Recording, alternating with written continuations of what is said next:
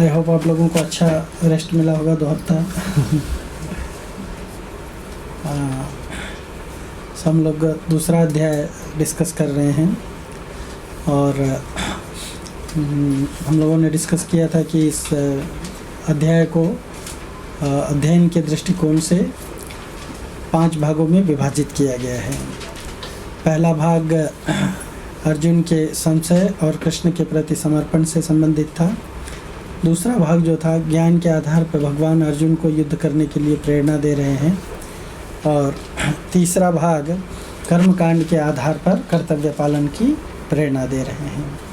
तो हम लोग अभी दूसरे ही भाग में थे कि भगवान ज्ञान के आधार पर अर्जुन को किस तरह से प्रेरित कर रहे हैं और इस सेक्शन में भगवान अर्जुन को आत्मा और शरीर ये 2 विषयों के बारे में चर्चा कर रहे हैं और भगवान आत्मा का स्वभाव, आत्मा के गुणधर्म और शरीर और उसका स्वभाव और उसके गुणधर्म के बारे में चर्चा कर रहे हैं।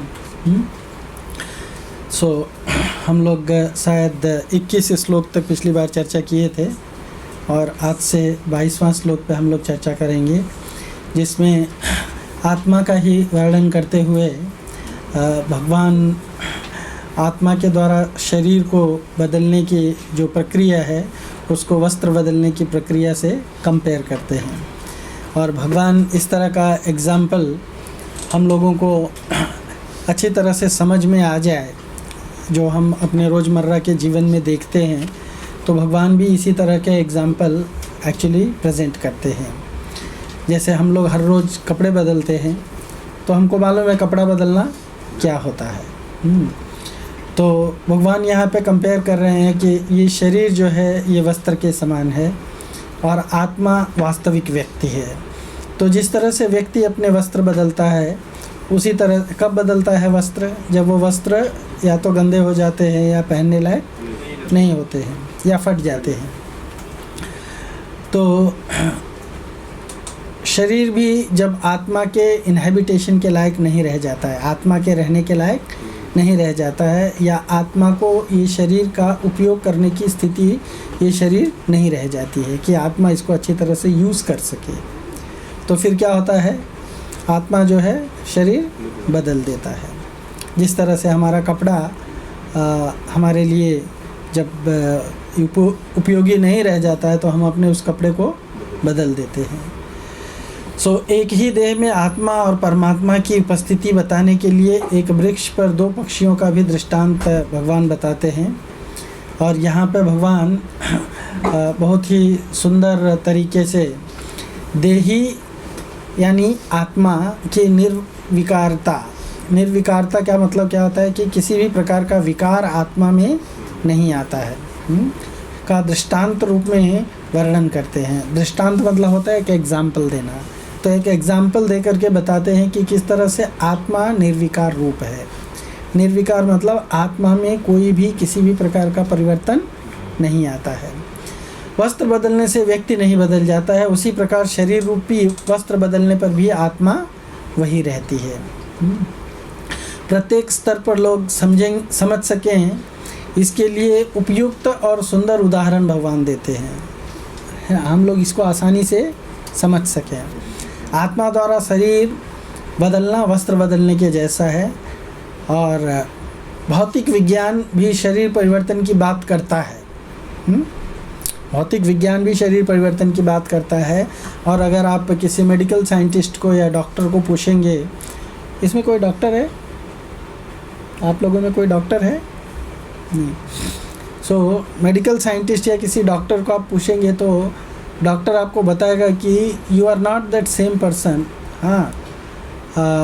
एटलीस्ट आप हर 7 बरस के बाद में व्यक्ति जो है पूरी तरह से नया हो जाता है। क्यों?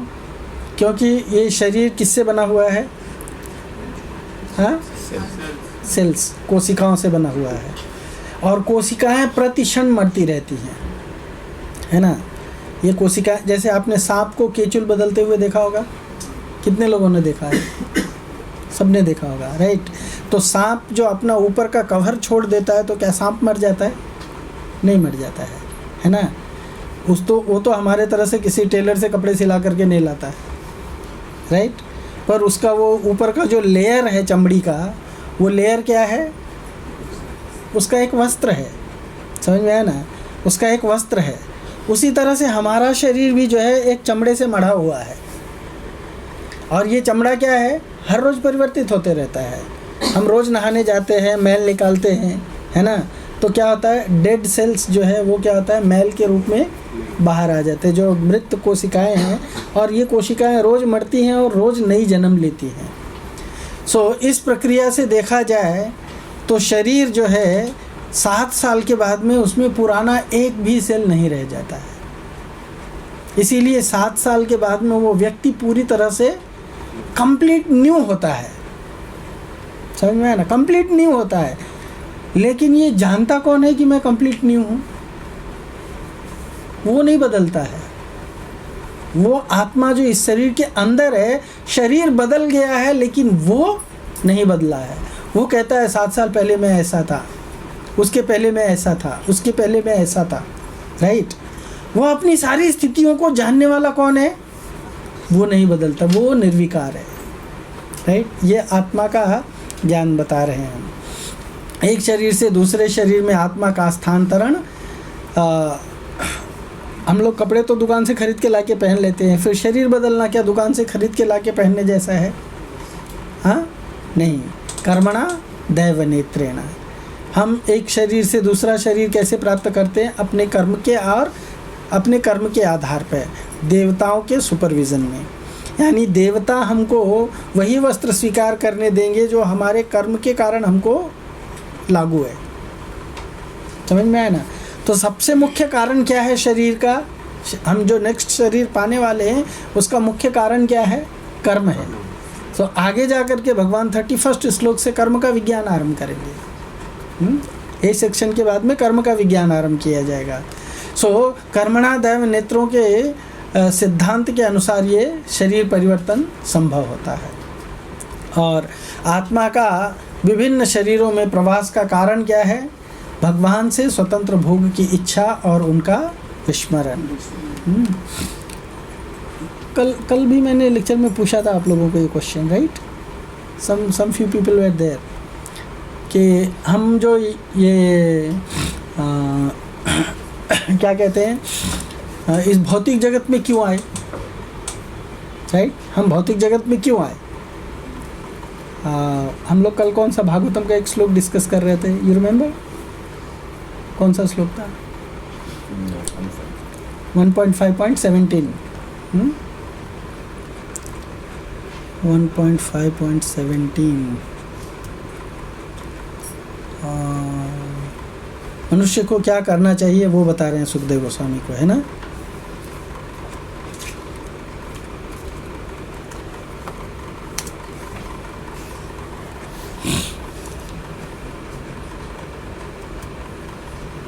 त्यक्त्वा स्वधर्मं चरणाम्भुजं हरे, नहीं ये नहीं, इसका अगला श्लोक 18।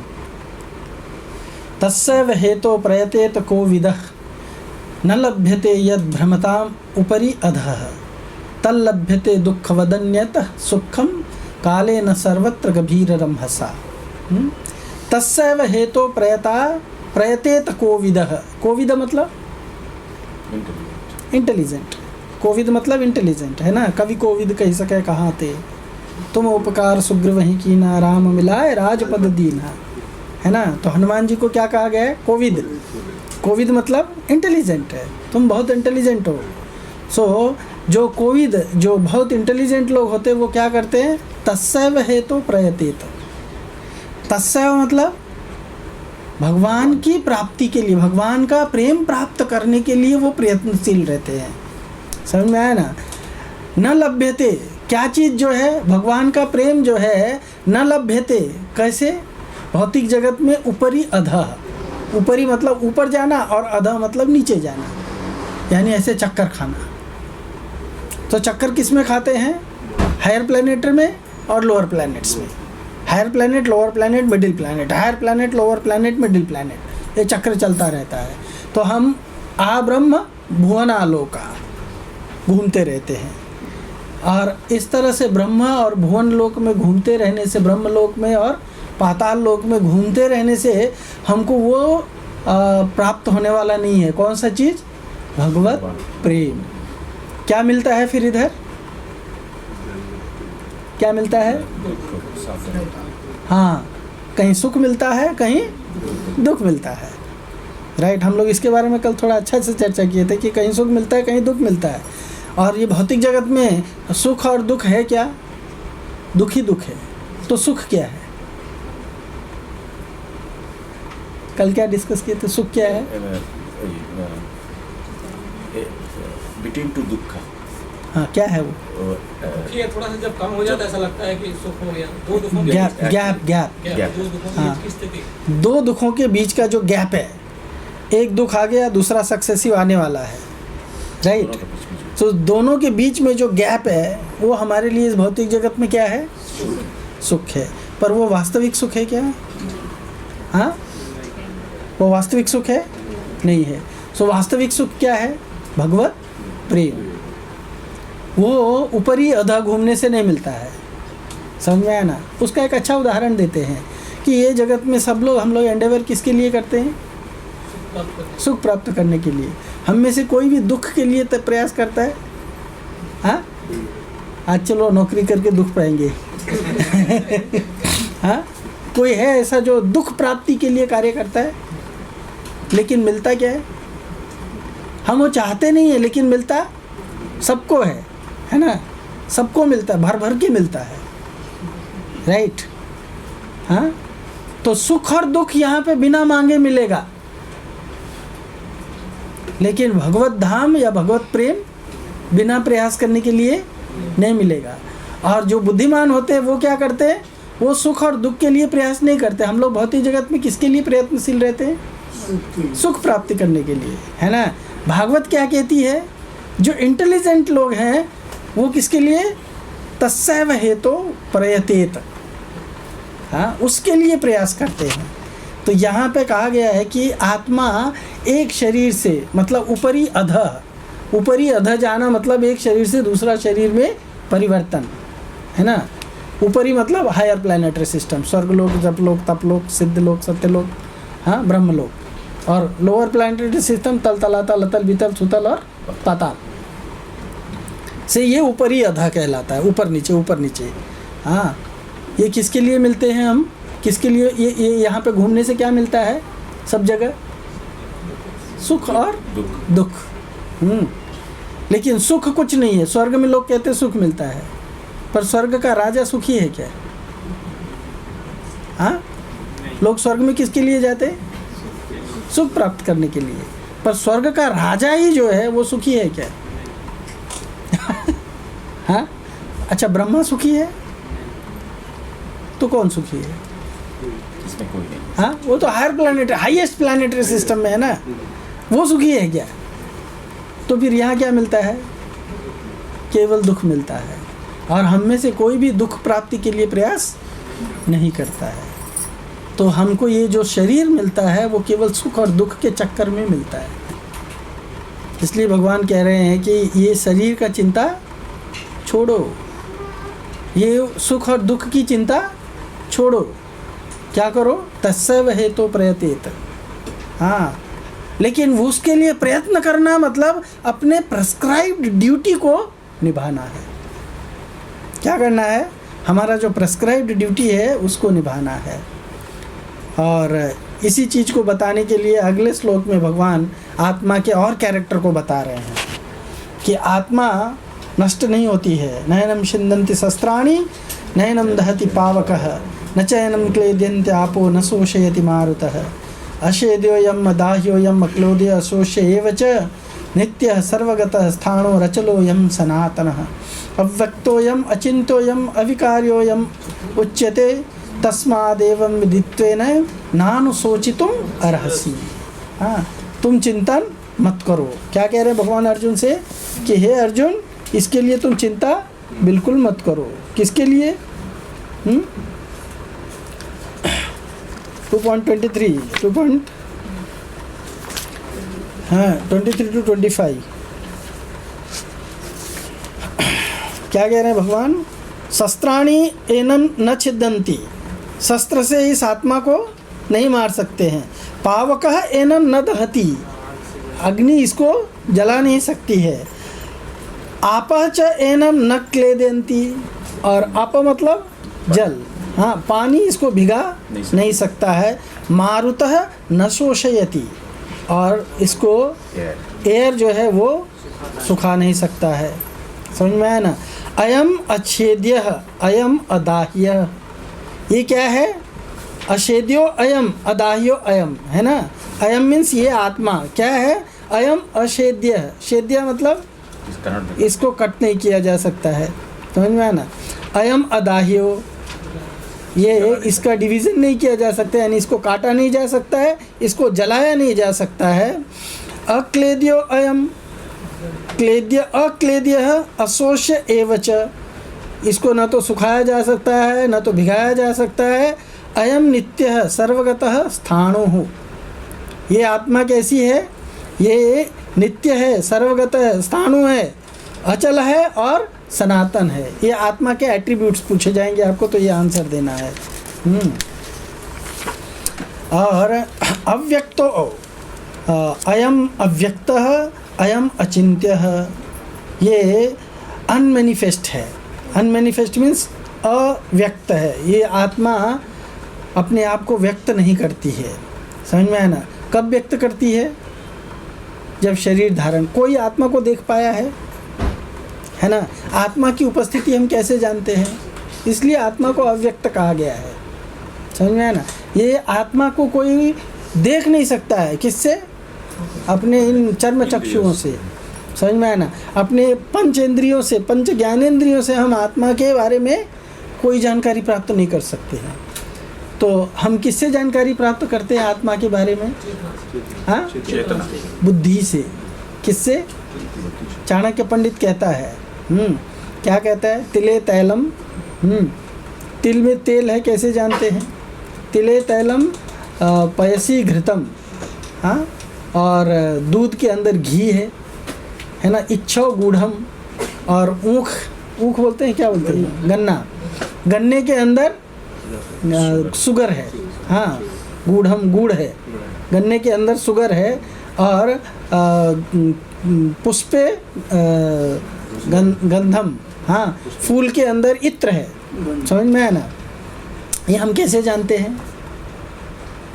पश्यति आत्मा विवेकतः, उसी तरह से जैसे इसको हम अपने आँखों से नहीं देख सकते। घी जब तक दूध में से निकलेगा नहीं तब तक हम घी को नहीं देख सकते। दूध है, घी देख पा रहे हैं? नहीं है। गन्ना है, शक्कर देख पा रहे हैं? नहीं है। तो कैसे जानते हैं इसमें है? बुद्धि से। सो आत्मा है कैसे जानते हैं? बुद्धि से। पश्यति आत्मा विवेकतः, आत्मा को, फायर है, लकड़ी में फायर है, कैसे जानते हैं? है ना? ये इस बुक के अंदर फायर है कि नहीं है?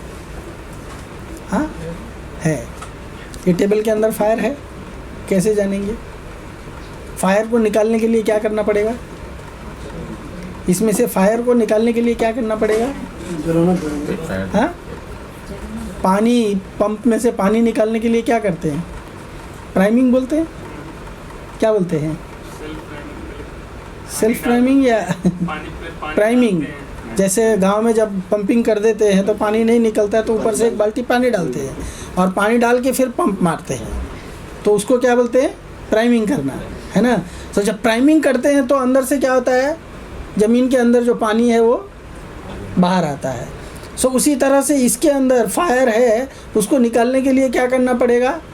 प्राइमिंग करना पड़ेगा। प्राइमिंग करना मतलब माचिस की एक छोटी सी तीली ऐसे रगड़ के लगा दो इसको, समझ में? तो इसके अंदर की आग जो है वो क्या हो जाएगी? प्रकट हो जाएगी। तो आत्मा है, उसको जानने के लिए क्या करना पड़ेगा? आत्मा को जानने के लिए भी कोई तरीका है, राइट? कोई तरीका है, कुछ प्राइमिंग करना पड़ेगा, राइट? आत्मा कौन सी वस्तु है? सत वस्तु है असत वस्तु है? सत तो आत्मा को कैसे जानेंगे? सत्क्रिया से जानेंगे या असत क्रिया से जानेंगे? और सत और असत क्रिया में भेद क्या है? ये जानना। सत और असत क्रिया में भेद क्या है? ये जानना। आत्मा के क्या लक्षण हैं, है ना? जब हम इसको जानते हैं तो इतने सारे पॉइंट्स को आप डिस्कस कर सकते हैं जो आपको यहाँ पे दिखाया जा रहा है, राइट?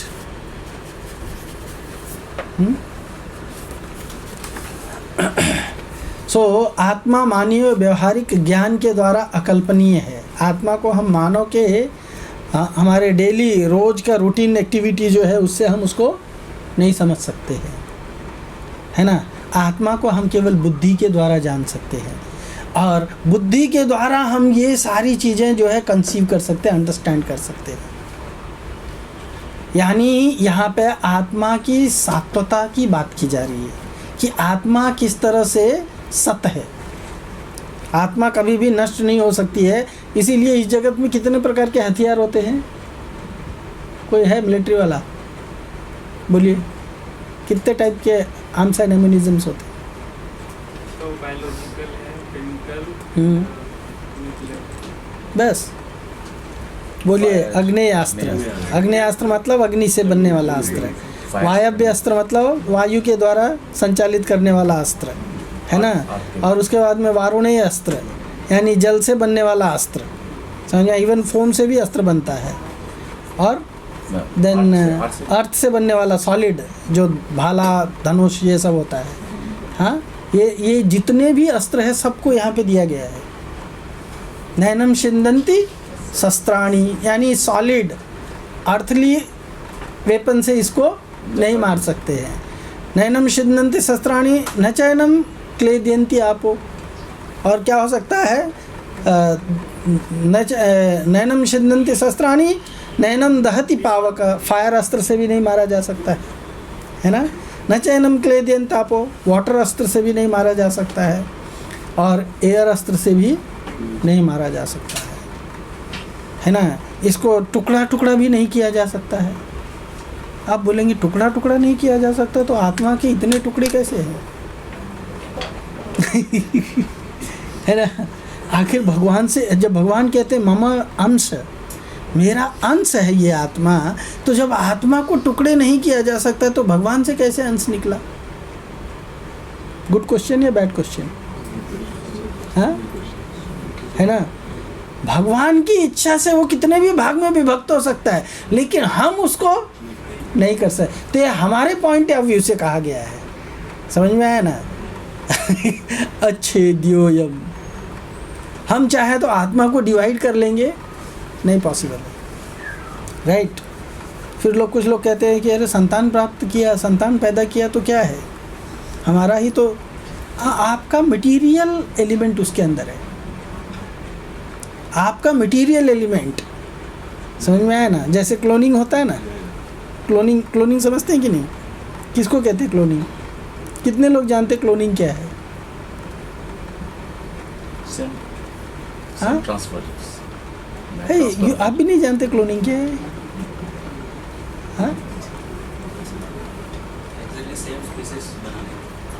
नहीं, how that is made. Clone करना मतलब क्या? कल्चर करना, समझ में आया ना? लेबोरेटरी में बैक्टीरिया कल्चर करते, पता है आपको कैसे करते हैं? बैक्टीरिया जहाँ पे ग्रो होता है ऐसा कोई सब्सटेंस लेके उसमें बैक्टीरिया थोड़ा सा डाल देते हैं, वो बैक्टीरिया मल्टीप्लाई होता है, उसको बोलते हैं बैक्टीरिया कल्चर करना। यू अंडरस्टैंड, है ना? तो क्लोन करना मतलब क्या है? किसी जीवात्मा को एक शरीर डेवलप करने के लिए इन्वायरमेंट प्रोवाइड करना, समझे? वो इन्वायरमेंट माँ का गर्भ भी हो सकता है और माँ के गर्भ के बाहर भी हो सकता है। एक जीवात्मा को अपना शरीर बनाने के लिए सबसे उपयुक्त प्लेस भगवान ने लेबोरेटरी क्या बनाया है? माँ का गर्भ। वो सुरक्षित है सबसे, वहाँ पे कोई दूसरा प्रॉब्लम नहीं रहता है, राइट? इन्वायरमेंट का इफेक्ट बहुत कम रहता है, इतना ज़्यादा कुछ नहीं गड़बड़ रहेगा जब तक माँ गड़बड़ नहीं करेगी। वो सुरक्षित रहता है, राइट? पर जो गर्भ के अंदर इन्वायरमेंट है, ऐसा इन्वायरमेंट बाहर भी सिमुलेट किया जा सकता है ना। उसको आजकल टेस्ट ट्यूब बेबी कहते हैं। क्या कहते हैं? हाँ। तो आत्मा जो है उसको ग्रो होने के लिए जहाँ भी इन्वायरमेंट मिलेगा वहाँ ग्रो हो जाएगी। तो माँ बाप क्या करते हैं, अपने शरीर का अंश दे करके उसको ग्रो करने के लिए, वो शरीर का अंश कहाँ देते हैं? गर्भ के अंदर देते हैं। शरीर का अंश कहाँ पे देते हैं? गर्भ के अंदर देते हैं। ऑफ कोर्स उस आत्मा को गर्भ के अंदर प्रवेश कराने के लिए ऐसा नहीं कि हवा से चला आएगा डायरेक्ट गर्भ में, उसका भगवान ने कुछ प्रोसीजर बना रखा है। They have to follow this mechanism. ये मैकेनिज्म फॉलो करेंगे तभी वो आत्मा गर्भ में पहुंचेगी। ऐसे ये जगत में, ये इन्वायरमेंट में करोड़ों आत्माएं घूम रही हैं समझ में आया ना? करोड़ों आत्माएं घूम रही हैं, लेकिन ऐसा नहीं है कि कोई, इसलिए कर्मणा, पिछले इसमें हमने कहा ना, कर्मणा दैव नेत्रेण, सुपरविजन है, कोई भी विदाउट टिकट एंट्री नहीं है यू अंडरस्टैंड? सो आदमी अपने कर्म से जो प्राप्त करेगा, लेकिन अपनी इच्छा से नहीं प्राप्त कर सकता है। अपनी इच्छा से कर्म कर सकता है, कर्मण्येवा अधिकारस्ते, लेकिन महाफलेषु कदाचन समझ में आया ना? अपनी इच्छा से वो कर्म कर सकता है और उसके कर्म के परिणाम के स्वरूप उसको जो चाहिए वो मिलेगा। Right? So this is a very subtle विज्ञान, आत्मा का विज्ञान और शरीर का विज्ञान। सो दीज आर द दृष्टांत रूप से आत्मा की निर्विकारता का वर्णन करने के बाद उसी तथ्य का प्रकारांतरण से वर्णन कर रहे हैं। भगवान बता ही रहे हैं कि आत्मा किस तरह से निर्विकार है, उसमें किसी भी प्रकार का परिवर्तन नहीं आता है। आत्मा की निर्विकारता और शाश्वतता की अकाट्यता को स्थापित करने और इस संदर्भ में हर प्रकार के संशय का निवारण करने के उद्देश्य से भगवान इस तथ्य की पुनरावृत्ति कर रहे हैं। आत्मा और परमात्मा से संबंधित मायावादी एकात्मवाद का सिद्धांत तिरस्कृत कर दिया गया है यहाँ पे, कि आत्मा और परमात्मा दोनों एक है ना। आगे जाकर के भगवान शायद बताएंगे कि नत्वेवाहम जातो नासम नत्वम नेमे जनाधिपा न चैव भविष्यामः सर्वे वयमतः परम। भविष्य में भी कभी ऐसा न, मतलब न नत्वेवाहम जातु नासम, जंतु का जो है कभी भी विनाश नहीं होता है, कभी प्रेजेंट कंडीशन में, पास्ट में भी वो नहीं नष्ट हुआ है और भविष्य में भी नष्ट नहीं होगा। मतलब वो पास्ट में भी रहेगा, प्रेजेंट में भी रहेगा और फ्यूचर में भी रहेगा, और इंडिविजुअल रहेगा। क्या रहेगा? इंडिविजुअल। इंडिविजुअल मतलब एक व्यक्ति रहेगा, उसका अपना खुद का कुछ अस्तित्व होगा, चाहे भूत हो, भविष्य हो या वर्तमान हो। कोई अपने आप को पूरी तरह से किसी को सरेंडर भी कर देता है, फिर भी उसका अपना सेल्फ अस्तित्व रहता है। राइट? वो आत्मा का अस्तित्व है। तो उसका वर्णन किया गया है। और मायावादी सिद्धांत क्या है?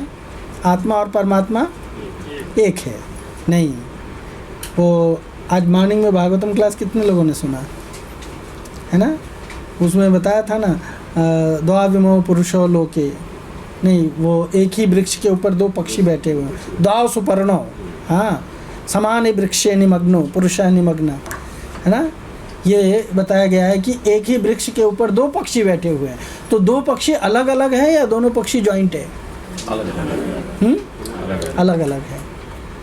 अभी आजकल आप लोगों ने देखा होगा कि कभी कभी जॉइंट में भी पैदा होते हैं, देखा है ना। उनका शरीर जो है जुड़ा रहता है, लेकिन उनका मुंडी अलग अलग रहता है। कभी कभी मुंडी यहाँ से जुटा रहता है, लेकिन फेस पे अलग अलग एक्सप्रेशन रहता है। वो अलग अलग एक्सप्रेशन क्या बताता है?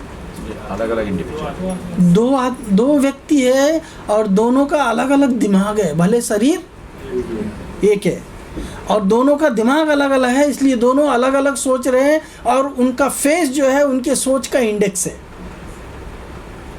समझ में आ रहा है? तो आत्मा भले चाहे क्लस्टर रूप में रहे चाहे इंडिविजुअल रूप में रहे, लेकिन सब आत्मा अलग अलग है। It's not the same, right. So इसकी चर्चा की गई है। यानी ये मायावादी सिद्धांत का, एकात्मवाद के सिद्धांत का तिरस्कार किया गया है। भौतिक तत्व पृथ्वी जल अग्नि वायु इत्यादि से बने किसी भी प्रकार के अस्त्र शस्त्र के द्वारा आत्मा का विनाश संभव नहीं है। भौतिकता के किसी भी उपकरण द्वारा आत्मा को देख पाना भी संभव नहीं है।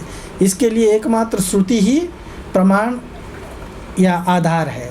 हाँ, और श्रुति बोलती है तो उसको हम अपने बुद्धि से ही जान सकते हैं। इसीलिए मैंने आपको एग्जाम्पल दिया कि घी के अंदर, दूध के अंदर घी, गन्ने के अंदर गुड़, है ना, और फूल के अंदर सुगंध या इत्र, राइट।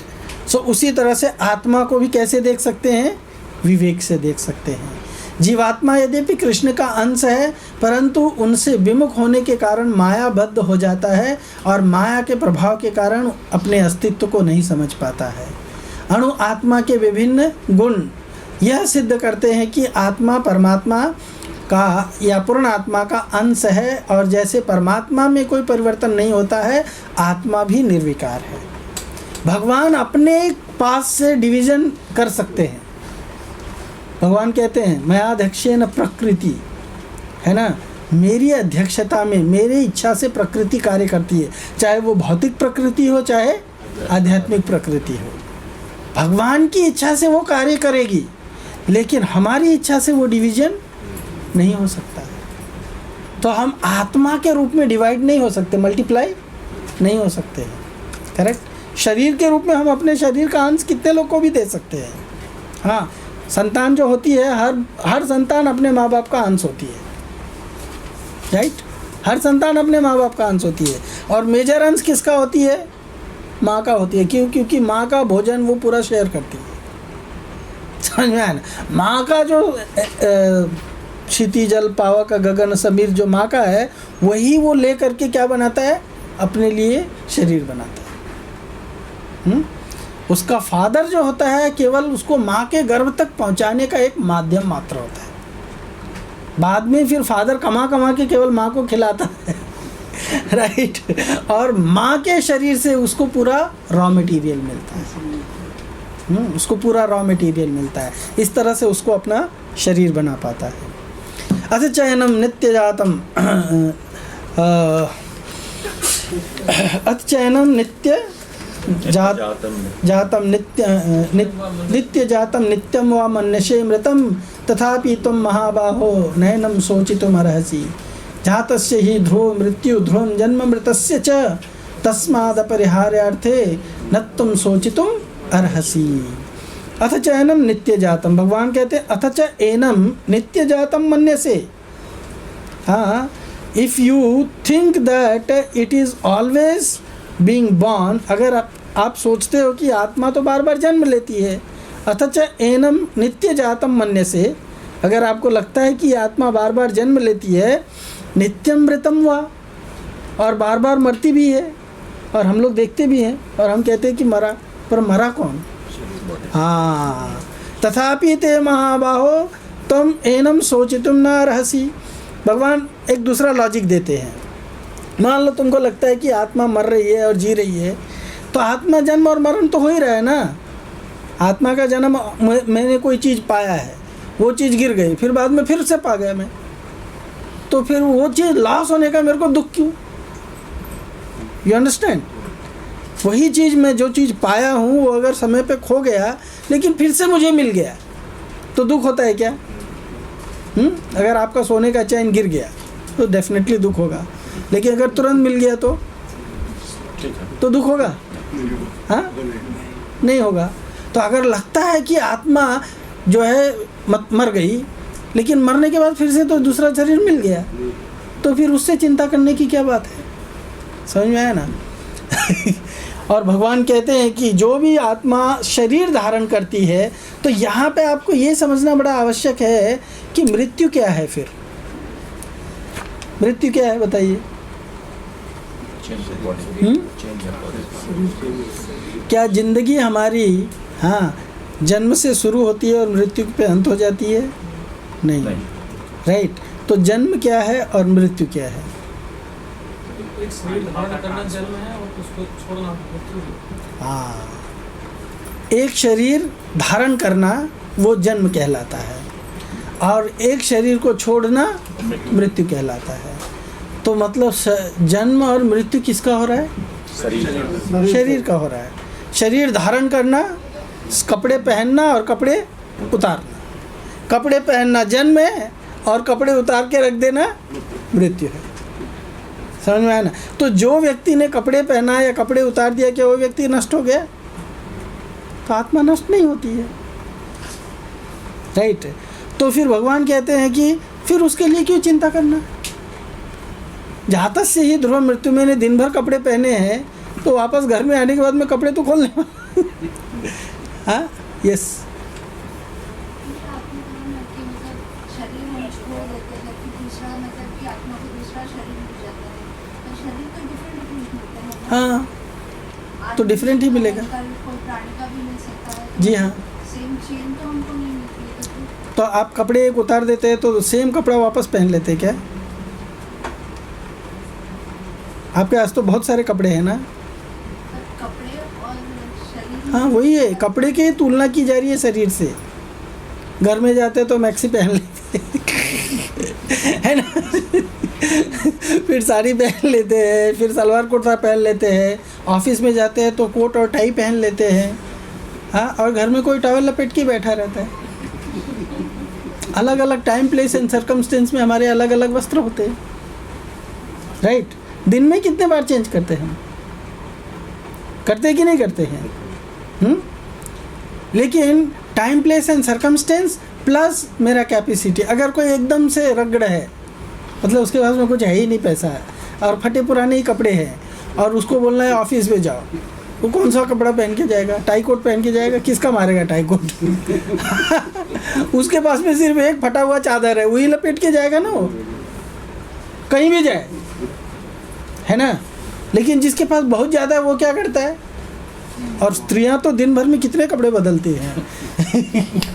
हाँ, ब्रह्मचारी लोग अच्छे हैं, उनका कपड़े बदलता है लेकिन कलर नहीं बदलता है। हाँ, ऑफ कोर्स दिन में भी बहुत सारे कपड़े नहीं बदलते हैं, पर हमने देखा है कोई अभी लाल कलर पहन के आया तो 10 मिनट 15 मिनट बाद में ब्लू कलर भी पहन के आ जाते, फिर और कुछ कलर पहन के आ जाते, राइट? सो कर्मणा दैव नेत्रेण, समझ में आया ना? हमारा शरीर वही नहीं मिलेगा, हमने जो कर्म किया है वही मिलेगा, लेकिन शरीर मिलेगा 100%। किसका शरीर मिलेगा? मेरी जो इच्छा है। मैं घर में गया तो मेरे को टाई कोट पहन के बैठने की इच्छा नहीं हो रही, गर्मी लग रहा है उसमें, तो मैं निकाल करके पैजामा कुर्ता पहन लिया, या वो भी निकाल करके सिर्फ बनियान और टॉवेल लपेट करके बैठ गया हूँ, राइट? वो मेरी इच्छा है, वो उस तरह के कपड़े पहनना मेरी इच्छा है, राइट? तो मुझे कभी बिल्ली का शरीर मिलेगा, कभी डोंकी का शरीर मिलेगा, ऑफ कोर्स मैं हूँ भी। ऐसे बहुत सारे शरीर मिल सकते हैं, पर वो सारे शरीर मेरे को क्यों मिले हैं? मेरी इच्छा है। अभी मेरे को डोंकी का शरीर क्यों मिला? क्योंकि मैंने डोंकी में कुछ तो देखा था जो मैं चाहता था कि मैं वैसा करूं, वो मेरा डिज़ायर था। ओ, डोंकी को ये लाभ मिलता है, तो वैसा मैंने इच्छा व्यक्त किया था, और वो जो कार्य है वो केवल डोंकी के शरीर से ही पॉसिबल होने वाला है। तो भगवान क्या देंगे आपको? आपकी वो इच्छा पूरी करेंगे तो क्या देंगे? आपको वही शरीर देंगे जिससे कि आप अपनी वो इच्छा पूरी कर सको। You understand? वो टाइम बिंग के लिए नहीं मिलता है। हाँ, अभी हम नहाने के लिए गए और मेरा कपड़ा कोई चुरा के भाग गया।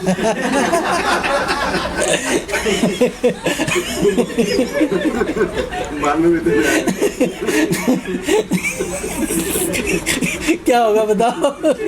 मैं कैसे रहूँगा?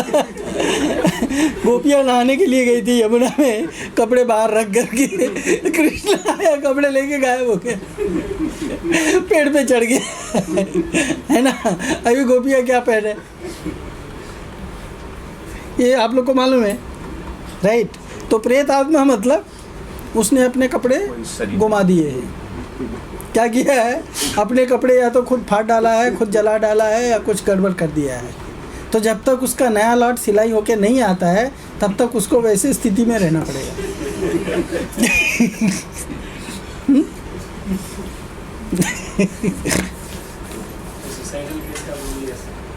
नहीं, देखिए किसी किसी की मौत सुसाइड के द्वारा भी लिखी रहती है, किसी किसी की मौत जो है सुसाइड के द्वारा भी लिखी रहती है। Actually something is called pre mature death, जिसको कहते हैं अकाल मृत्यु। हाँ, अकाल मृत्यु कौन से कंडीशन में मिलता है, उसका कुछ सर्टन कंडीशंस है, राइट। अकाल मृत्यु मिलने का कंडीशन क्या है कि जितने समय के लिए तुमको शरीर दिया गया है उसके पहले शरीर का दुरुपयोग करके शरीर को नष्ट कर दिया, समझे। या तो फिर जो अथॉरिटी है वो आपको टाइम के पहले रिकॉल कर सकता है। पॉइंट समझ में है ना। तो अथॉरिटी कौन है इस केस में? यमराज अथॉरिटी है। यमराज आपको अकाल मृत्यु अपने अथॉरिटी से दे सकता है। इसका टाइम हो गया नहीं है अभी भी, फिर भी इसको बुला लो, काम पे से वापस बुला लो, समझ में है ना। वो क्यों बुलाया भाई? मेरी इच्छा है, आप कुछ नहीं कर सकते। हाँ, वो अभी उसके अथॉरिटी के ऊपर डिपेंड है कि कब देगा आपको। वो अथॉरिटी के ऊपर डिपेंड है कि आपको कब देगा, राइट। जैसे कृष्णा ने बुलाया, बोला तुम लोग को कपड़े चाहिए, आ जाओ, ये पेड़ के नीचे आ जाओ। हाँ, तुम्हारे कपड़े में ऊपर लेके बैठा हो। तो हम लोग कैसे आएंगे पानी से बाहर? हमारा शरीर एक्सपोज हो जाएगा। कृष्ण ने बोला नहीं, तुमको एक्सपोज नहीं करना है तो पानी में पड़े रहो, करेक्ट। तो अगर हमको जो अथॉरिटी कंट्रोल कर रहा है वो चाहे तो हमारे कपड़े कोई भी कंडीशन में दे सकता है, और वो चाहे तो हमको ऐसे घुमा सकता है। You understand? सो अकाल मृत्यु भी होती है, लेकिन अगर कोई अपने शरीर को जानबूझ करके नष्ट कर दिया है, कैसे नष्ट कर देते लोग? शरीर दिया गया भगवान का भजन करने के लिए और हम बैठ के गांजा पी रहे हैं, दारू पी रहे हैं और गटर में जाके लौट रहे हैं। शरीर दिया भगवान ने भजन करने के लिए और हम जाके स्टंटबाजी कर रहे हैं सड़क के ऊपर। गाड़ी लिया, ठीक है, चला के जा रहे हैं, लेकिन हम स्टंटबाजी कर रहे हैं। जैसे एक आदमी का मैंने सुना है कि वो लोकल ट्रेन से जब बीच में दीवार आता था तो ट्रेन से, चलती ट्रेन से उस दीवार के ऊपर कूद के दौड़ता था। हाँ किसी ने वीडियो भी भेजा था। और बाद में जब चलने लगता था तो फिर से फास्ट ट्रेन में वो कूद के चढ़ भी जाता था उसी स्पीड से। तो कितना दिन होगा ये? एक दिन धाड़ करके लगा और ख़त्म हो गया। तो स्टंटबाजी करने के लिए नहीं दिया गया है। इसको बोलते हैं अकाल मृत्यु। और जो ऐसा का अकाल मृत्यु जिसको हो जाती है तो उसको दूसरा शरीर जब तक नहीं मिलता है तब तक उसको प्रेत योनि में भटकना पड़ता है। प्रेत योनि मतलब बिना कपड़े के बैठा है, दैट्स इट। तो वो क्या करता है? दूसरे का कपड़ा छीनने की कोशिश करता है।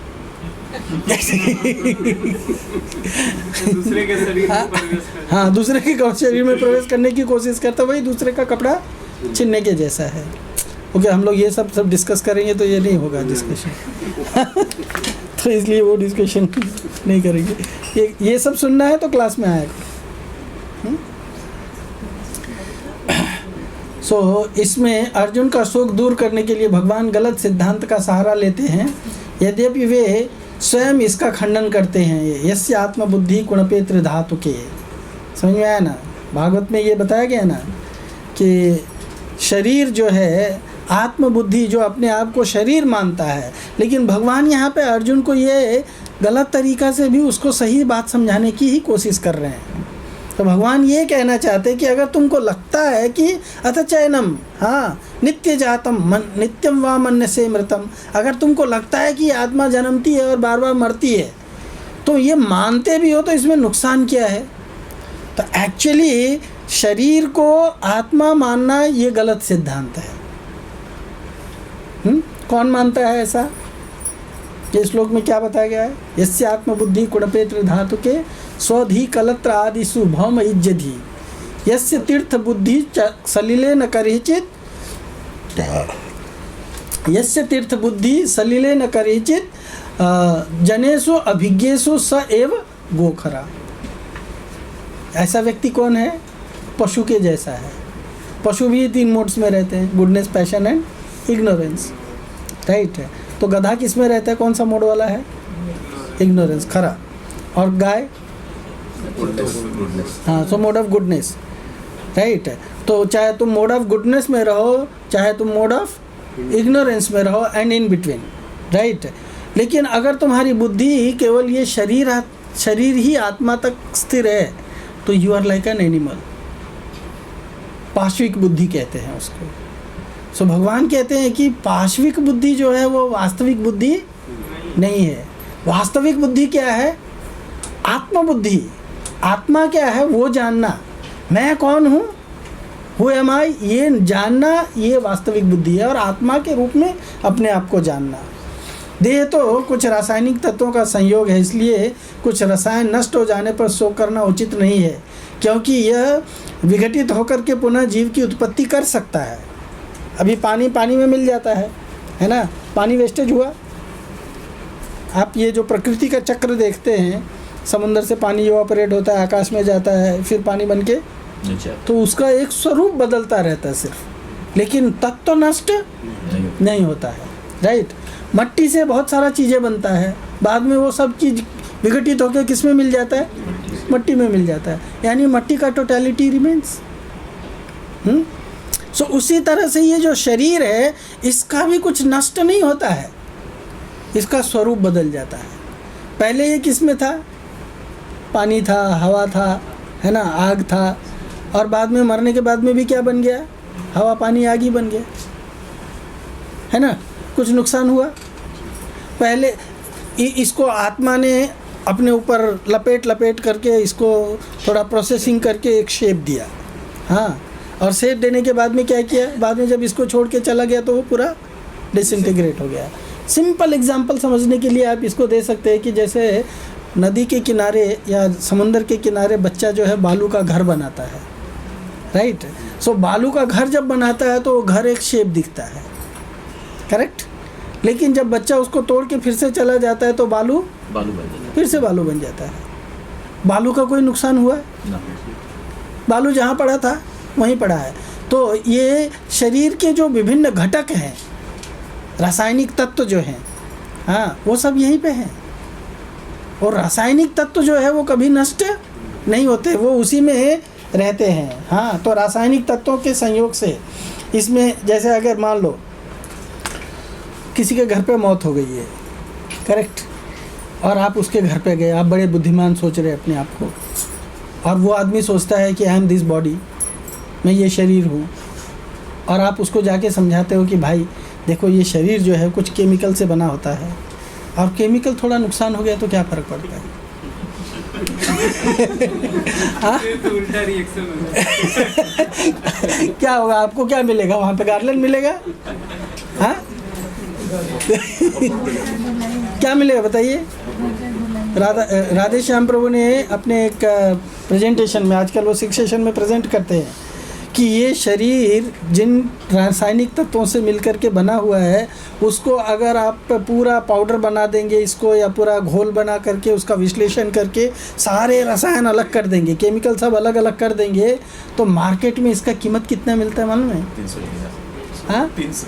हाँ, 150 रुपया, कोई 200 रुपया, कोई 300। मैक्सिमम आज भाव बढ़ गया है मोदी के ज़माने में, तो हो सकता है 500 रुपया हो, है ना। 500 रुपये का ही रसायन नुकसान हुआ है ना। और रसायन से ही अगर बना हुआ है तो मार्केट से रसायन खरीद के लाके फिर से बना लो, है ना। फिर मौत के बारे में दुख प्रकट करने का क्या मतलब है? संवेदना देने की क्या जरूरत है? और अगर रसायन ही है वो शरीर, राइट, तो फिर शरीर तो वहीं पड़ा है, तो फिर हम क्यों कहते हैं चले गया, माझा नवरा मला सोडून गेला? अरे नवरा कौन है? पॉइंट समझ में आ रहा है क्या? हमको उसके मौत के बाद में मालूम पड़ा कि ये मेरा नवरा नहीं है, he is not my husband. कब पता चला? अभी तक मैं क्या मान रहा था कि हुज माई नवरा, हुज माई हस्बैंड। कब मैं किसको मान रहा था? मैं सोच रहा था यही है। बच्चा जो है किसको पिता मान रहा था? किसको पिता मान रहा था? हाँ, लेकिन आज बोल रहा है मेरा पिताजी मेरे को छोड़ के चला गया। अरे पिताजी तो घर पे लेटा हुआ है, गया किधर? रोज लेटता था, खटिया पे रोज सोता था, जमीन पे सोता हुआ है। आज तुमने उसको नया खटिया बांस का बांध के दे दिया है ना। बांस का कुछ पट्टी ला करके 100-150 रुपए का नया खटिया बांध के दे दिया, उस पर सोया, गया किधर, कौन गेला, कौन चला गया? हाँ हाँ, उस दिन रियलाइज होता है कि ये मेरा रिलेटिव नहीं था। मेरा रिलेटिव कौन था? जो इसके अंदर रहता था। मेरा रिलेटिव कौन था? जो इसके अंदर रहता था। आज वो इसके अंदर नहीं है, है ना? जब तक वो इसके अंदर है, ये शरीर में एक उंगली कट गई, कितना खर्च करता है डॉक्टर के पास जाके? हाँ, जितना डॉक्टर मांगेगा उतना देगा, है ना? लेकिन अगर यही शरीर में से वो आत्मा निकल जाती है तो फिर उतना ही और पैसा खर्चा करके ले जाके क्या करेगा? उसको क्या करेगा? हाँ, घर लौकर लेके जाओ मेरे को, अब मैं इसके साथ नहीं रह सकती है। राधा गोपीनाथ प्रभु बोलते हैं, उनका एक खुद का पर्सनल एक्सपीरियंस है कि जिस पति के साथ में पत्नी एकांतवास करना चाहती है, शरीर छोड़ देने के बाद में उसी डेड बॉडी के साथ में वो बोलती नहीं, तुरंत इसको यहाँ से, मैं रात भर इसके साथ कैसे रह सकती हूँ, है ना? अरे तुम उसके साथ ही रात रात कितने रात निकाले, वो भी एकांत में, दूसरा कोई आ गया तो आ गया डिस्टर्बेंस।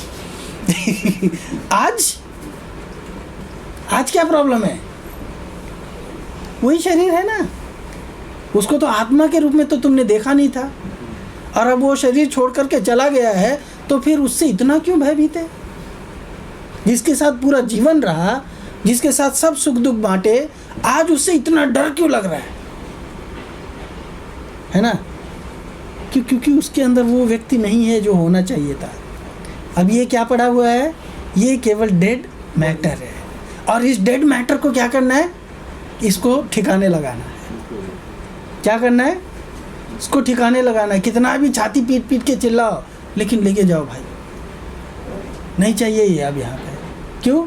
थोड़ी देर में दुर्गंध आएगी, बास आएगा, और कुछ लोगों को डर लगता है कि ये पड़ा रहेगा तो भूत बन के आएगा। है ना? भूत मतलब पास्ट जा चुका है ये। हाँ, करेक्ट।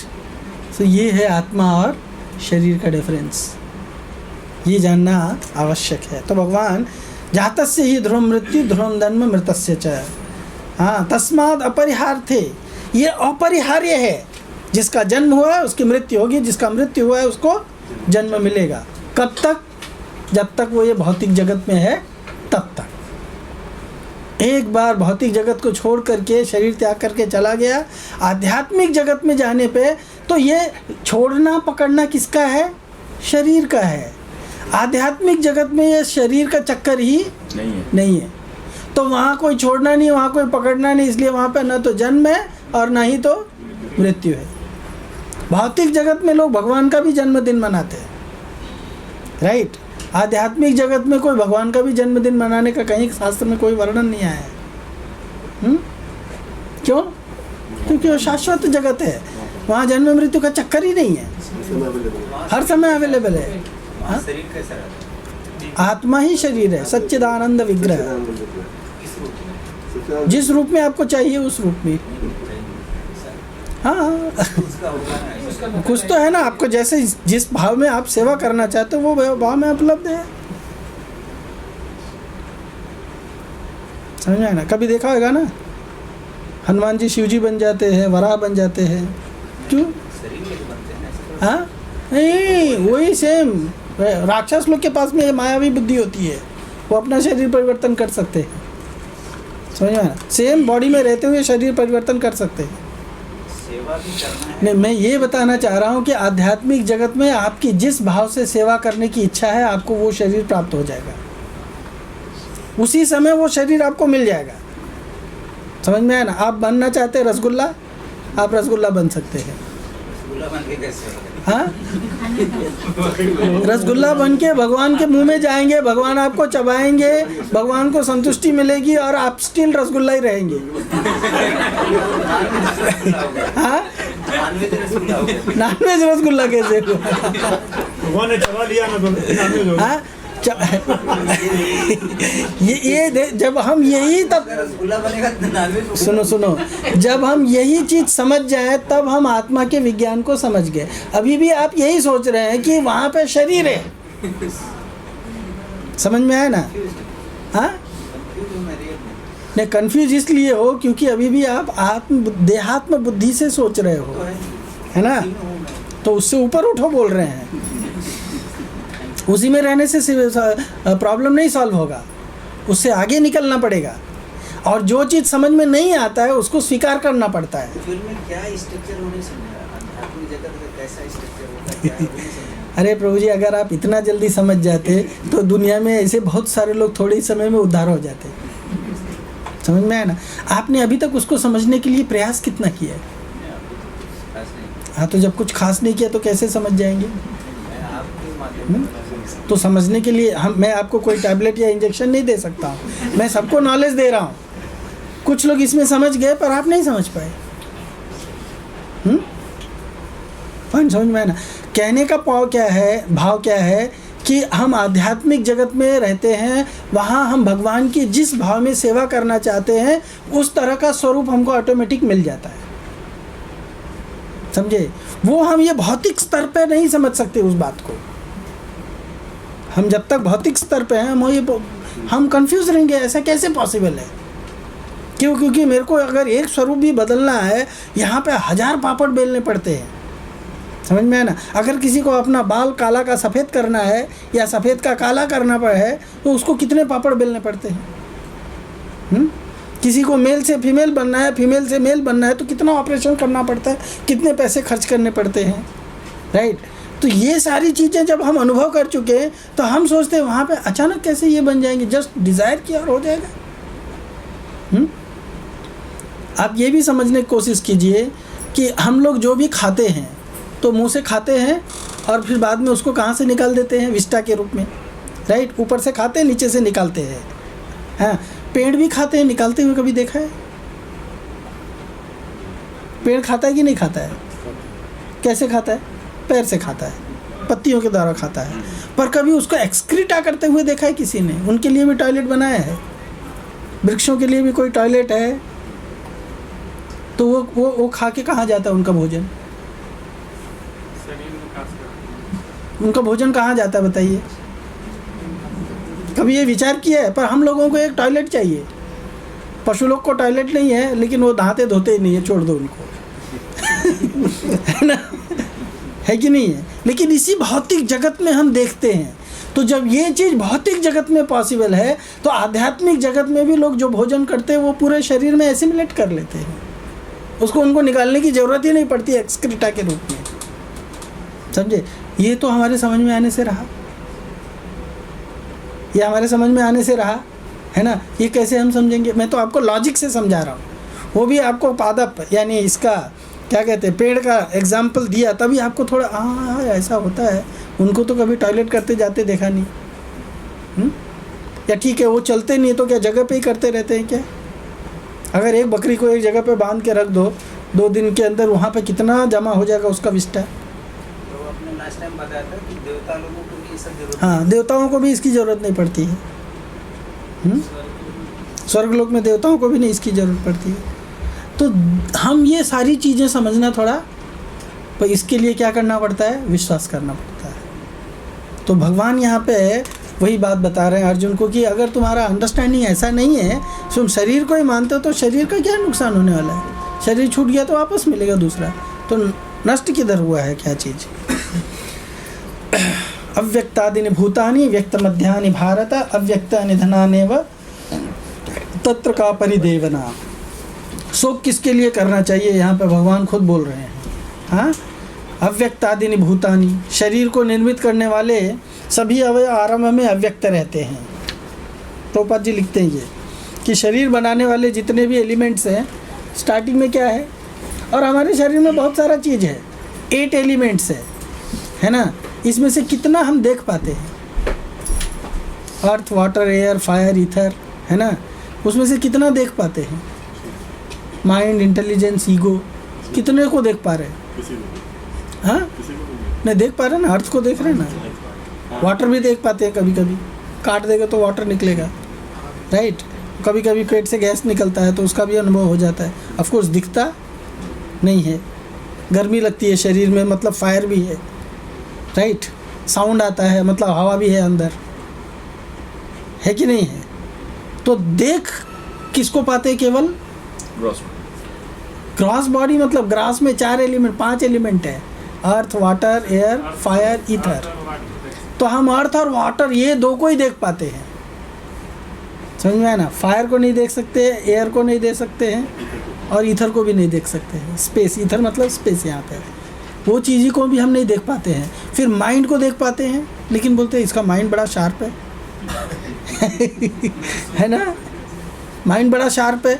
कैसे देख लिया भाई शार्प है? कैसे देख लिया?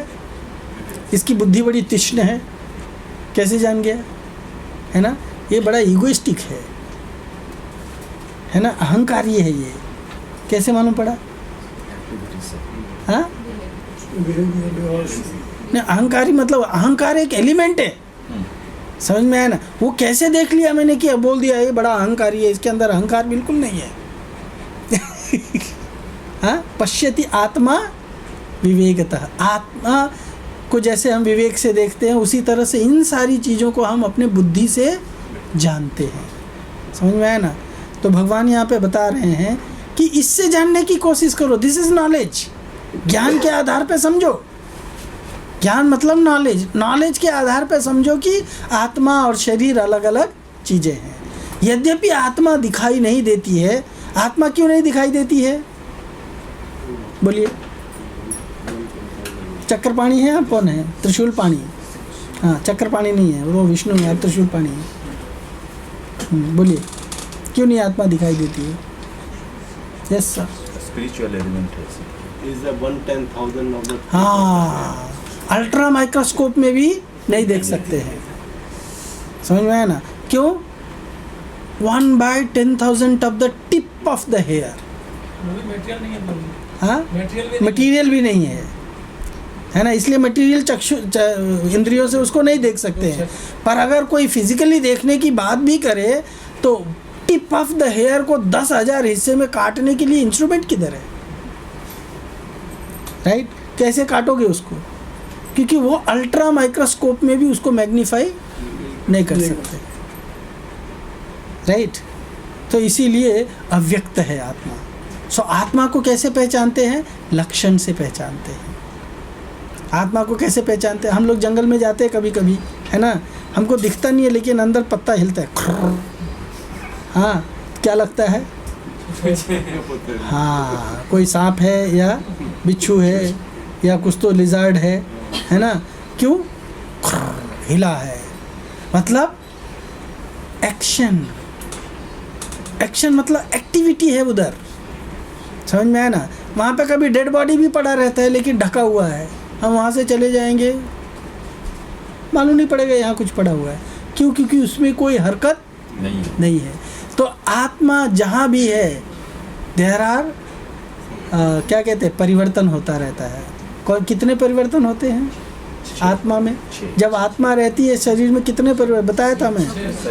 कौन कौन से? हाँ, जायते, जायते, हाँ, वर्धते, हाँ, और हाँ, उसको क्या कहते हैं? जायते, वर्धते,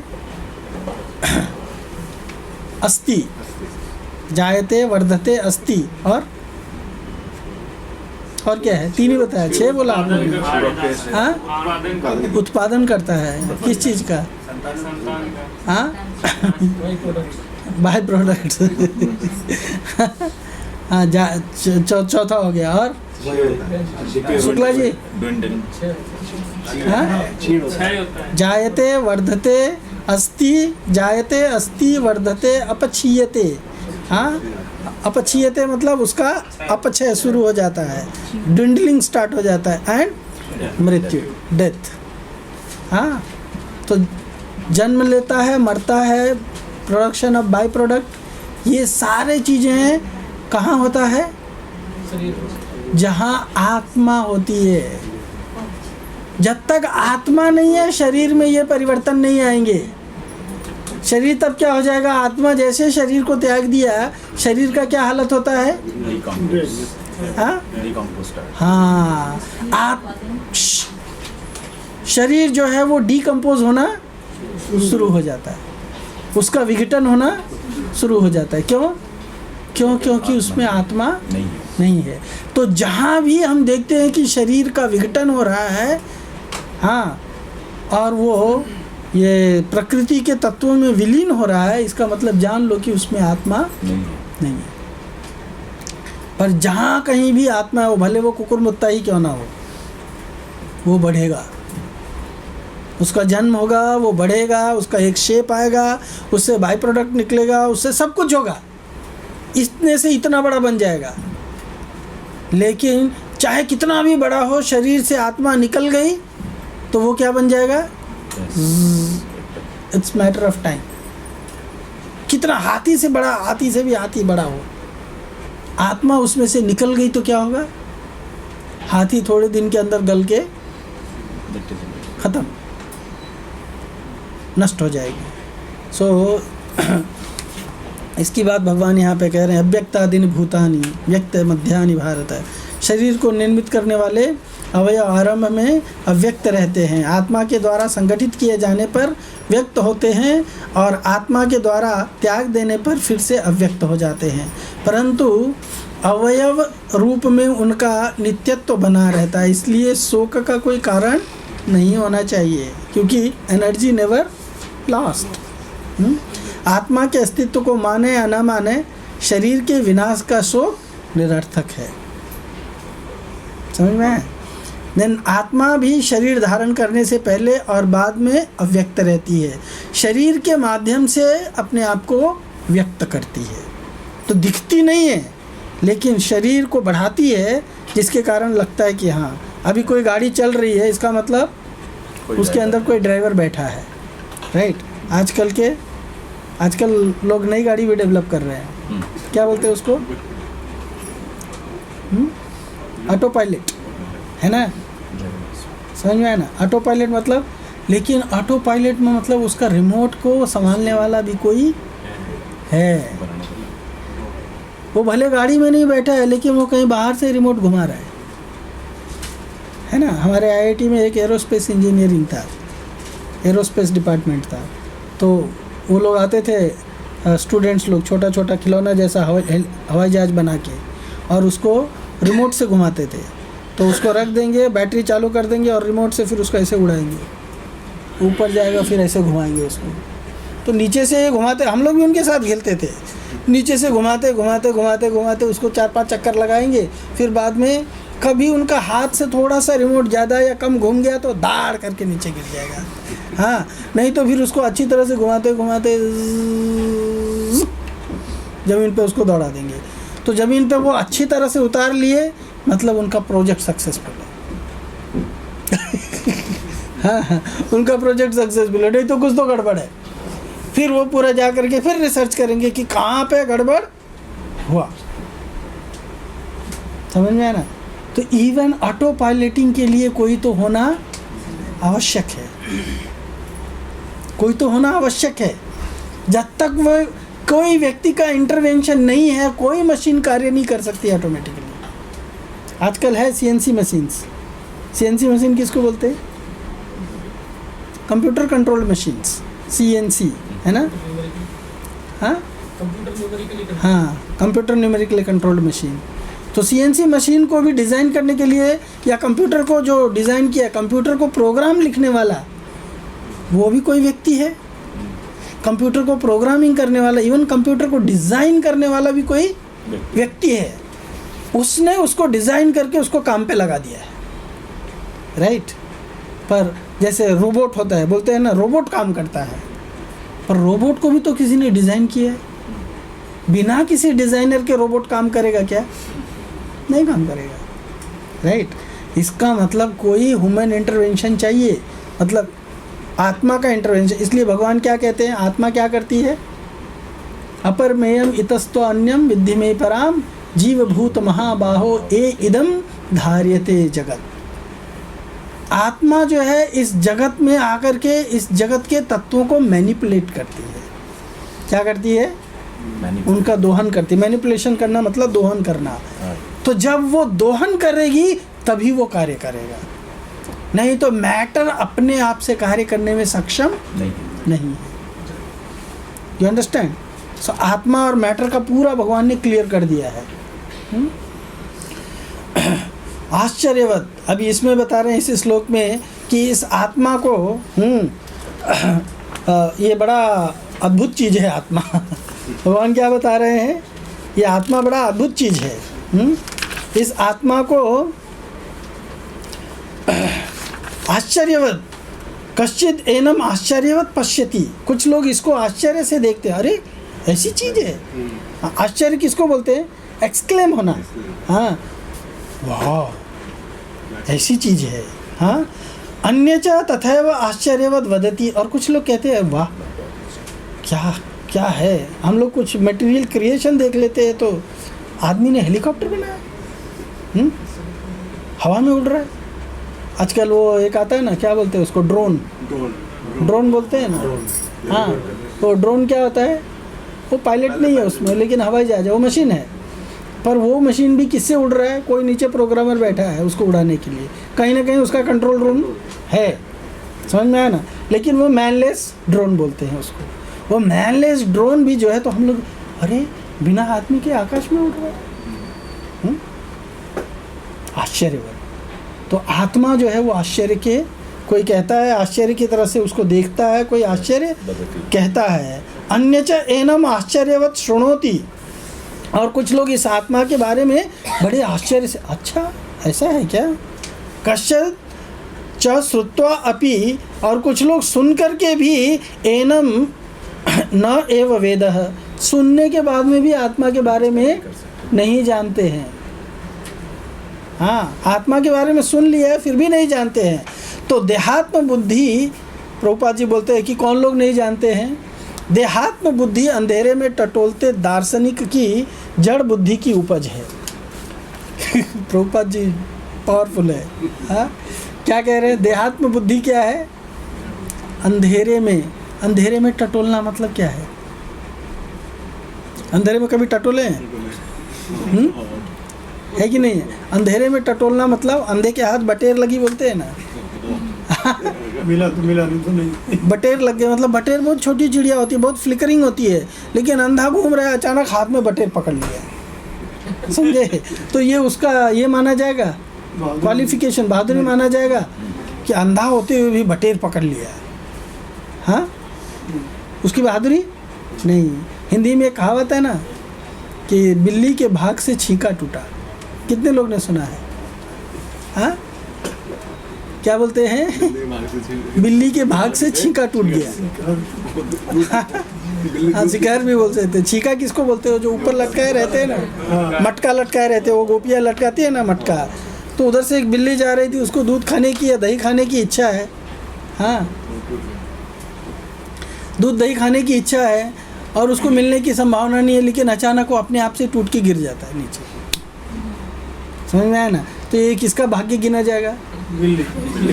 हाँ, या उसके क्वालिफिकेशन से प्राप्त हुआ है? नहीं, है ना? यही कहावत आई थी भारत देश में भी अभी थोड़े दिन पहले, 1 साल पहले, जब कोई नया प्राइम मिनिस्टर आया था और उस समय तेल का भाव डाउन हुआ था अचानक। है ना? तो ये कहावत पेपर में आया था, बिल्ली के भाग से छींका टूटा।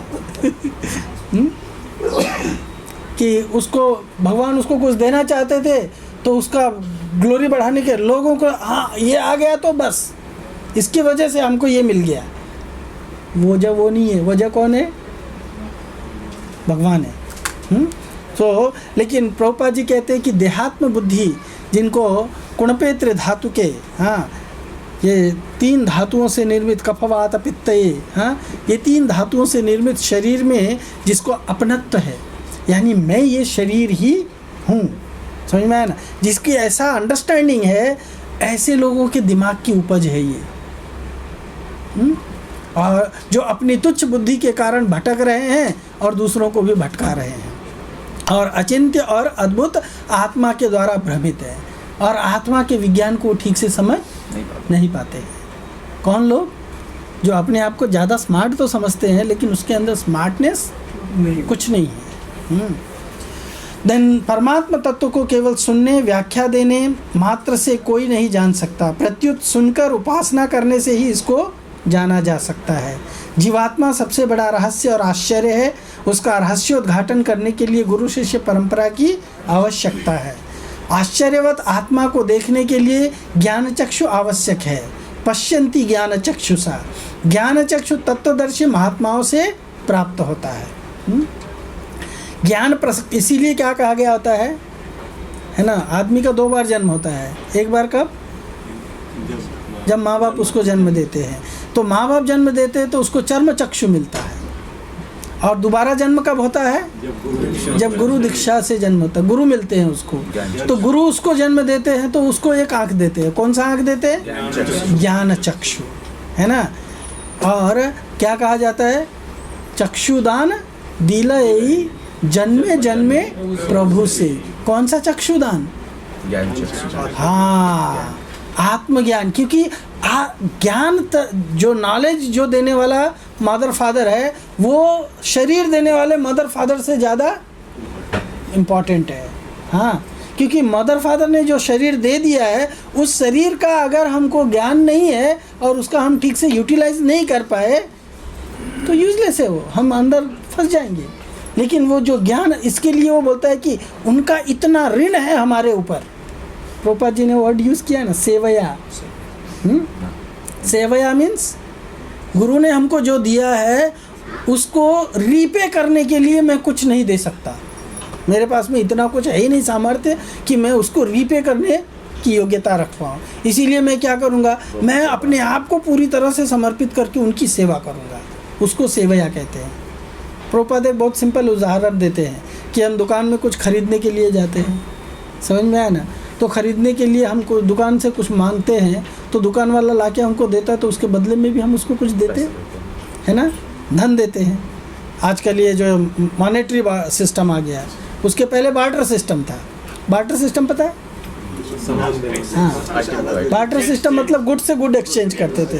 तुम्हारे पास भोपला है, मेरे पास में ककड़ी है, तो 4 ककड़ी के लिए 1 भोपला दे दो। ये बार्टर सिस्टम है। पर आजकल क्या है, हर चीज़ को पैसे से एक्सचेंज किया जाता है, तो मॉनेटरी सिस्टम बोलते हैं उसको, है ना। तो हम जब कुछ भी खरीदने के लिए जाते हैं तो उसको कुछ ना कुछ देते हैं। जिस किसी से भी कुछ लेते हैं तो उसको कुछ देते हैं। पर गुरु से जो मिला है, और देते कितना है, इक्विवेलेंट एक्सचेंज होता है ना। देना कैसा होता है, उसका मूल्य जान करके उसके अनुसार दिया जाता है, लिया जाता है। तो मूल्य के साथ वैल्यू एक्सचेंज किया जाता है। जितना वैल्यू का मैंने तुमको दिया उतना ही वैल्यू का तुम मुझे दो। पर जो दिव्य ज्ञान प्राप्त हुआ है उसका भौतिकता का मूल्य क्या लगाएगा? उसका भौतिकता का मूल्य क्या हो सकता है? हाँ, तो उसका हम अपना पूरा का पूरा जीवन समर्पण करके भी हम उसका मूल्य नहीं चुका सकते हैं। इसलिए क्या करते हैं, जन्मे जन्मे प्रभु से। हाँ, हर जन्म में मैं इनका सेवा करूंगा। क्यों? चक्षुदान दिला। कौन सा चक्षुदान?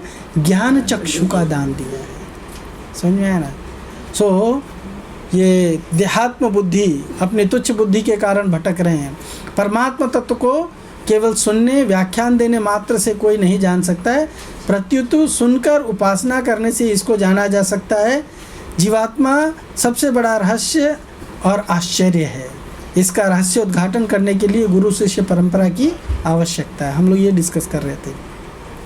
आश्चर्यवत आत्मा को देखने के लिए ज्ञान चक्षु आवश्यक है। पश्यन्ति ज्ञान चक्षुषा, और ज्ञान चक्षु तत्वदर्शी महात्माओं से प्राप्त होता है। इसलिए बताया, ज्ञान प्रकाशक होता है और ज्ञान के उजाले में वस्तु स्थिति को जाना जा सकता है। अगर इस रूम में अंधेरा कर दिया जाए और आपको बोला जाए निकलो जगह, है ना, कितने ऑब्स्टेकल्स आएंगे? हाँ, है ना, कितने ऑब्स्टेकल्स आएंगे। ये कुर्सी इधर है, इसको इधर से हटाया तो दूसरा कुर्सी आके लपड़ा गया, है ना। तो कहाँ कहाँ हम ऑब्स्टेकल, ये कैमरा लगा है, ये कितने जगह पे गिरेंगे, राइट। लाइट चालू कर दो, लाइट चालू कर दिया तो पूरा मार्ग क्लियर है, राइट। तो ज्ञान चक्षु क्या है? हमारे जीवन के लक्ष्य का मार्ग दिखाता है, क्लियर कर देता है। इसलिए ये प्रकाशक होता है। देहि नित्य बद्धोयम देहे सर्वस्य भारत तस्मात् सर्वाणि भूतानि न त्वं शोचितुमर्हसि। सो यहाँ पे भगवान देही और देह के प्रकरण का उपसंहार करते हैं, यानी ज्ञान के माध्यम से भगवान जो अर्जुन को प्रेरणा दे रहे हैं, यहाँ पे उसका कंक्लूजन करते हैं। भगवान क्या कहते हैं? देही नित्य अबध्योयम। देही मतलब आत्मा, नित्य मीन्स ऑलवेज, अबध्य, अबध्य मतलब उसको मारा नहीं जा सकता। हमारे गुरु महाराज ने एक बार कहा था कि वो क्या बोलते हैं, एटम बम है ना, बहुत पावरफुल होता है। एक बम गिरा तो हिरोशिमा और नागासाकी खत्म हो गया। करेक्ट? आज भी वो ठीक से नहीं हुआ। तो महाराज कहते हैं कि अगर एक नाइट्रोजन बम गिराना है या हाइड्रोजन बम गिराना है तो उसके लिए क्या गिराना पड़ता है पहले? यू नो, हाइड्रोजन बम को या नाइट्रोजन बम को एक्सप्लोड होने के लिए, ब्लास्ट होने के लिए उसको इतनी एनर्जी चाहिए जो एटम बम गिरने से बनती है। समझ में आया ना?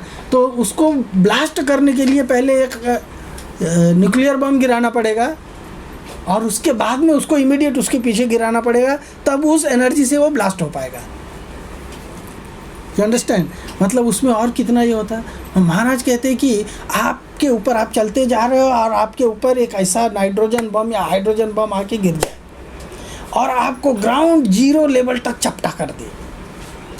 ग्राउंड जीरो लेवल मतलब आपका मतलब मिलीमीटर में भी मेजरमेंट नहीं रह जाएगा बच्चा का। समझ में आया? नीचे की हार्ड जमीन और आपके ऊपर वो बम गिरा है और आपको जैसे वो रोलर होता है ना, वो इतना बड़ा गोल आटा को रोल करते करते क्या कर देते हैं? पतला कर देते हैं, है ना। फिर भी हम उसको कुछ तो मिलीमीटर छोड़ देते, है ना। पर ग्राउंड जीरो मतलब कोई एकदम पूरा जमीन के लेवल तक, हाँ, है ना। तो भी आत्मा मरेगी नहीं। शरीर ग्राउंड जीरो लेवल तक चपटा होकर के नष्ट विनष्ट हो जाए, खत्म हो जाए, लेकिन आत्मा का फिर भी वो नाइट्रोजन बम हाइड्रोजन बम कुछ नहीं बिगाड़ सकता। समझ में आया ना। तो देही नित्य अबध्योयम, किसी भी कंडीशन में देह को खत्म नहीं किया जाए। यही हम लोग डिस्कस कर रहे थे, अशेद्योयम अदाह्योयम एटसेट्रा एटसेट्रा, नैनम छिन्दन्ति शस्त्राणि, और देहे सर्वस्य भारत। लेकिन शरीर को कहीं भी नहीं बचाया जा सकता। शरीर थोड़ा बीमार होता है, हॉस्पिटल जाते हैं, फिर बीमार पड़ जाता है, फिर से वो नष्ट होने के कगार पे पहुंच जाता है। कितना भी कोशिश करते करते एक दिन क्या हो जाता है? नष्ट हो ही जाता है। समझ में आया ना। इसलिए कुलशेखर क्या कहते हैं? किंग कुलशेखर क्या कहते हैं बताओ? बोलो बोलो।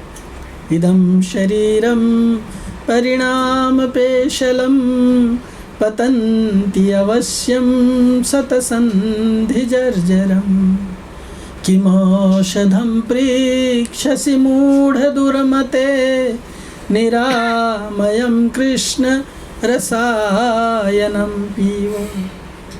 वो कह रहे हैं कि अरे मूर्खो, हाँ, ये शरीर के पीछे क्यों पड़े हो? ये शरीर क्या है? इदम शरीरम परिणाम पेशलम। कितना भी बचाने की कोशिश करो, आज नहीं तो कल जाएगा, आज नहीं तो कल जाएगा। क्यों? पतंती अवश्यम, इसका विनाश निश्चित है। क्यों विनाश निश्चित है? सतसंधि जर्जरम, बांध बांध के रखा हुआ है मांसपेशियों से। मांसपेशियाँ किसी न किसी कारण से तो ढीली पड़ेंगी। सतसंधि जर्जरम पतंती अवश्यम।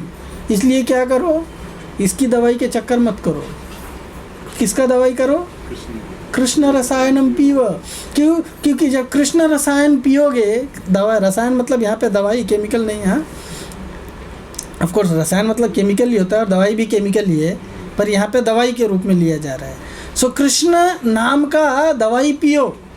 क्यों? क्योंकि कृष्ण नाम का दवाई पियोगे तो ये शरीर रूपी बीमारी ही नहीं होगी। शरीर बीमारी है, समझ में आया ना। ये शरीर रूपी बीमारी ही नहीं होगी तो शरीर को केयर करने का चक्कर ही नहीं रहेगा। आदमी को जब बीमार लगता है तभी तो वो बीमारी के चक्कर में हॉस्पिटल भटकता है, ये बाबा वो बाबा। इसके जिसको बीमार नहीं हो जाता है क्या कभी किसी हॉस्पिटल में या बाबा बुआ के पास? कौन जाता है सब के चक्कर में? इसका शरीर जिसका बीमार है। समझ में आया ना? तो शरीर ही जब बीमारी है तो भौतिक जगत में आकर के फिर शरीर को पालन पोषण करोगे तो फिर भटकना ही पड़ेगा ना, राइट? ये कंक्लूजन है। तो शरीर का चक्कर छोड़ो, आत्मा का चक्कर में पड़ जाओ। हाँ, तस्मात् सर्वाणि भूतानि न त्वं शोचितुमर्हसि। ये शरीर तुमको जो मिला है वो किसी पर्पस से मिला हुआ है, इसलिए शरीर को बचाने की चिंता मत करो, रादर शरीर का यूटिलाइजेशन करो। क्या करो? यूटिलाइजेशन, शरीर का यूज़ करो। और शरीर का यूज़ किसके लिए दिया गया है ये अगले श्लोक में बताएंगे, वो कर्म कांड के आधार पर ये श्लोक में बताएंगे भगवान। हाँ, स्वधर्मम अपि चावेक्ष्य न विकम्पतुमर्हसि। हाँ, ये हम लोग नेक्स्ट टाइम डिस्कस करेंगे। What is time now? Will stop it here, continue this next time. Hare Krishna, thank you so much.